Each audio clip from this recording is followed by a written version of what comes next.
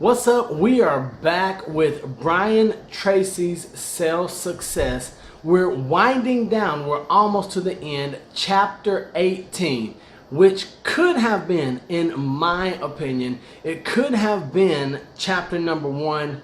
And it's my favorite. It's what I personally use in everything that I do to excel and differentiate myself and elevate my business. And it says to provide excellent customer service. I think this video could be over just with that right there, but we are going to go deeper to see what Brian and also what other business leaders and minds think. Brian starts out with a quote from Peter Drucker. He says, "The purpose of a business is to create and keep a customer." Right now, what we're seeing in our current economic and business climate is that we focus, a lot of you are entrepreneurs, we focus so much on creating new customers that we forget. And this could be the death of each of our businesses if we don't pay attention to it. But we forget the keep a customer part of the equation. So Peter Drucker once again says the purpose of a business is to create and keep a customer. And so I'm going to share a couple more quotes right here, a couple more thoughts from Brian and other thought leaders around business and how to provide excellent customer service. I think this video, this chapter 18 from Sales Success, is probably going to be one of the most critical for you and your success. So make sure you like it, share it, comment, and then give us some feedback about it. The very best people and the best companies are obsessed with customer service. They are obsessed with customer service. So I want you to think about the best people that you do business with, or the best companies that you frequent or that you patronize, and see what sticks out about them. I will use a personal experience. My wife and I, we have the choice to eat anywhere we want. However, we love Chili's, but not just any Chili's. There's a very specific Chili's that we go to because of our server, Jeffrey. Jeffrey offers and he provides excellent customer service regardless of what goes on around. Therefore, we will be customers of Jeffrey for life. So wherever he goes, we go as well. Sam Walton once said, "We only have one boss, and that is the customer. And he can fire us at any time by simply deciding to spend money somewhere else." So in our world, we may not want to hear it that the customer is always right.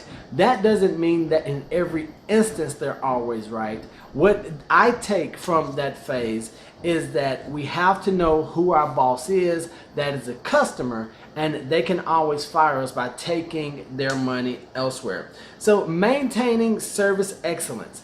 You guys hopefully know me by now from watching these videos, or I would love if you guys have interacted with me personally. You know that a excellent service or service excellence is one of my 4 pillars of success. Do everything you can in a manner or with a level of service excellence so that it cannot be compared to anyone else. We're going to talk about the 4 levels of service right now. And as we talk about the 4 levels of service, I want you to think about where you and your business fall in these 4 levels.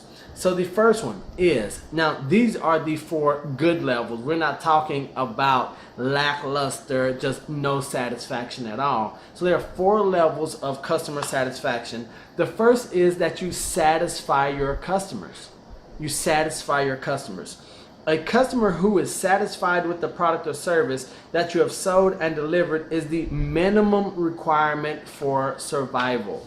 Satisfaction is the minimum. So that's sort of like being average. That's just to stay level and even in the game. So that's level 1. Level 2, where many of us are stuck at level 2, is that we exceed customer expectations. This is when you do something more than the customer expected and more than your competitors do to differentiate yourself from them. So you do more than expected and more than your competitors. So we can satisfy our customers Exceed customer expectations. Now, 3 and 4 is where we get into the money making and the business changing levels of customer service. Level 3 is when you delight your customers. Delight your customers. When was the last time you were delighted by someone that you do business with?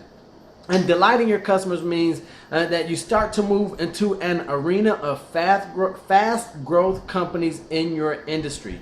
You do something that not only exceeds expectation, but actually delights, and I need you to listen, and brings a smile of happiness to the face of your customers. Delight. So we can satisfy our customers, exceed customer expectations, delight your customers. Now, open your ears. Number 4, this is where we must be to not only survive but thrive in our sales careers. Amaze your customers. This is when you do something that is completely, oh, this is so important, I have to start over. Amaze your customers. This is when you do something that is completely beyond expectations and even beyond just delighting your customers. You actually amaze them in such a way that they tell others and talk about you to their friends. I know in real estate we hear often that we want to create raving fans. That's what it means to amaze your customers. So what are some of the ways that you can amaze customers? The first thing, follow up after the sale. So once you know that the sale has consummated, make sure you follow up with your customer, your client, so they don't feel like they were simply a transaction. You want to keep them informed if there are any delays or any issues with the delivery of the product or service. Send a handwritten thank you note. I do things, like I said, a little bit differently. I get 200 thank you notes. I do the funky colors here. I pick them up from Target, Walmart, anywhere like that, Home Depot. No, Office Depot, not Home Depot.